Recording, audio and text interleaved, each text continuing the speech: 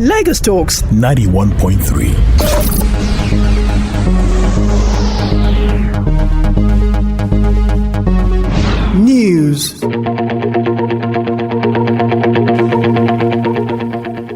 Nigeria has called on the global community for collaborative partnerships which build a framework of ideas and enable it to position learners at the core of its national efforts to transform schooling. President Muhammadu Buhari made a call while delivering Nigeria's statement at the Transforming Education Summit Leaders Roundtable organized on the margins of the 77th session of the UN General Assembly being held in New York, USA. President Buhari had reminded world leaders that it will be difficult to have a meaningful conversation around transforming the national education systems without transforming the teaching profession.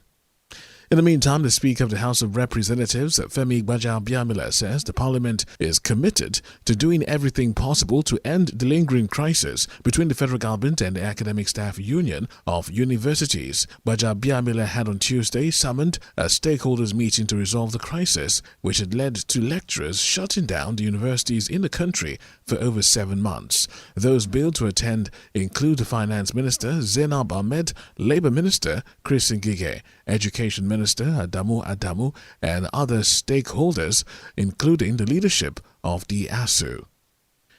The Independent National Electoral Commission, INEC, has released the final list of candidates contesting for the presidency in the 2023 general elections. This is according to a circular released by the electoral body late Tuesday. The INEC circular also included the candidates' state of origin, age, qualifications, and other details, as well as that of running mates. Amongst those cleared by the electoral umpire are Atiku Abubakar of the People's Democratic Party (PDP), Bola Tinubu of the All Progressives Congress (APC), Peter Obi of the Labour Party, and Rabiu Kwakwanso of the New Nigeria People's Party (NNPP). In the meantime, INEC National Commissioner and Chairman, Information and Voter Education Committee, Festus Okoye, has given details of the candidates in the elections. In a statement, he revealed that there were 11 persons with disability amongst those vying for various positions. The acting Chief Justice of Nigeria, Olukayode Ariwoola, will today, Wednesday, appear before the Senate for screening and confirmation of his appointment. On resumption from his 2-month recess, the Senate President, Ahmad Lawan, in his welcome address, confirmed Ariwoola would appear before the Committee of the Whole of the Senate. Distinguished colleagues, in the next 3 months, our focus will largely be on the confirmation of the Chief Justice of Nigeria, work on the medium-term expenditure framework fiscal strategy paper 2023-2025, budget estimates 2023, working to support our defense and security forces, amongst others.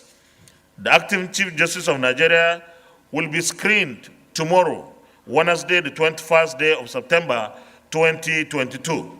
Ahmad had confirmed as well that President Muhammadu Buhari is expected to present the proposed 19.76 trillion naira 2023 appropriation bill to the National Assembly in the first week of October. The Senate has directed the Nigeria Police Force, the Department of State Services, the DSS, and other relevant security agencies to arrest the gunmen who attacked Senator Ifeanyi Ubah's convoy in Anambra State. This directive was part of the resolutions reached by the lawmakers yesterday during plenary. After weeks of vacation, the lawmakers resumed plenary at a makeshift chamber as the main Senate chamber is undergoing renovations. Senator Uche Ekunife had cited Orders 41 and 51 to seek the leave of the Senate to present a matter of urgent public importance on the attack in which Ubah's aides were murdered. The lawmakers in their reactions took turns to condemn the incident and asked the security agencies to carry out comprehensive investigations into the attack with a view to arresting and prosecuting the perpetrators. They also resolved to observe a minute of silence in honor of the victims. Peter Obi, the Labour Party presidential flag bearer, says if elected in 2023, his government will overhaul the country's security architecture and revive trust between government and the people to set a new economic order. Obi, who spoke at the 2023 Lagos Chamber of Commerce and Industry Private Sector Economic Forum on the 2023 presidential election in Lagos, noted that any government which takes over in 2023 will be confronted by daunting challenges, both domestic and external, which have degenerated over the years owing to leadership failure. For me, the overall task of our government in 2023 is to streamline governance, ensure that it's responsive, transformative, and effective. We must show that good governance is aimed at providing needed services to the populace, securing and uniting Nigeria, effective legal and institutional reforms, rule of law, corruption, and government effectiveness, leapfrogging Nigeria from oil dependence to fourth industrial revolution, expanding physical infrastructure through market-driven reforms, unleashing growth, enabling entrepreneurship and creating innovations, human capital development that empowers competitiveness, robust foreign policy to restore Nigerian strategic relevance. These are things for us that are critical that we want to do. A federal high court in Jalingo, the Taraba state capital, has sacked the APC governorship candidate in the state, Emmanuel Bacha. Bacha's sacking comes after a petition by one of the aspirants, David Sabo Kente. Relying on the evidence before the court that no governorship primary was held in Taraba, Justice Simon Amobeda ordered a fresh primary within 14 days. Reacting to the judgment, counsel to the APC had said they will study the judgment before either proceeding to the appeal court or submitting to a fresh primary. Still on judicial matters, the Federal High Court Abuja has declared that ex-Jigawa State Governor Sule Lamido and his co-defendants have a case to answer in the 712 million naira money laundering charges filed against them by the Economic and Financial Crimes Commission, the EFCC. Overruling the no-case submission filed by Lamido, Justice Ijoma Ojukwu had ordered the former governor to open his defense on the 8th of November.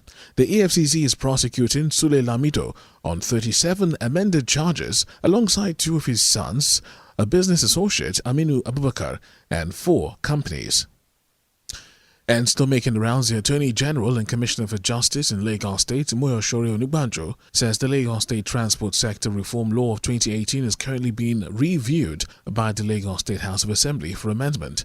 Last week, emotions ran high after over 130 vehicles were confiscated for various traffic offences. The vehicles were auctioned by the Lagos State Government through its Ministry of Justice and the State Task Force, and many had criticised the current administration for being too draconian. However, Onugbanjo had in an interview warned commercial drivers and other motorists not to jeopardize their means of livelihood by flouting traffic laws and killing innocent road users and passersby in the process.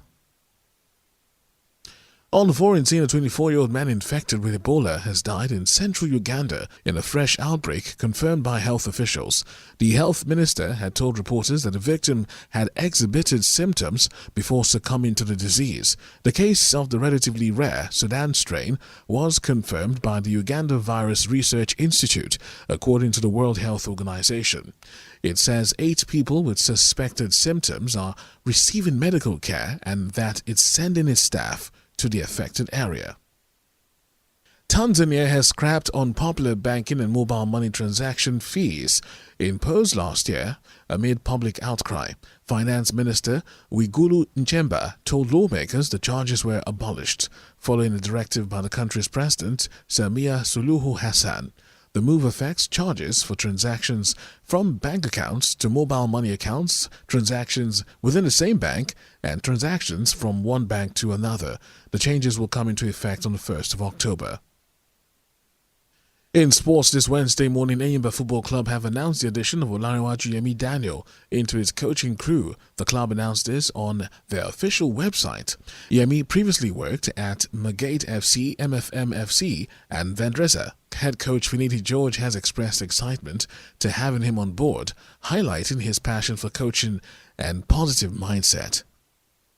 Uefa has confirmed Russia has been banned from qualification for Euro 2024 following its invasion of Ukraine. The country and its clubs have been banned from Uefa and FIFA competitions since the conflict began in February. The qualifying draw for Euro 2024, which will be hosted by Germany, will take place in Frankfurt on the 9th of October. Russia appealed against the bans of the Court of Arbitration for Sports. However, these were dismissed back in July. And also in boxing, the world middleweight title fight between Clarissa Shields and Savannah Marshall has been rescheduled for the 15th of October at London's O2 Arena. The fight was set to take place on the 10th of September, but postponed following the death of Queen Elizabeth II. Britain Marshall holds the WBO title, while American Shields is the WBC, IBF, WBA, and Ring Magazine champion. In entertainment news, Bello Shmurda teased his next release, Philo, via his Instagram account. The new single features Omale, and it has excited fans who are eager to get a collaboration from the two music acts. Fans can expect to get a combination of the sensational talents of Bella and the good songwriting skills of Omale. Lagos Talks 91.3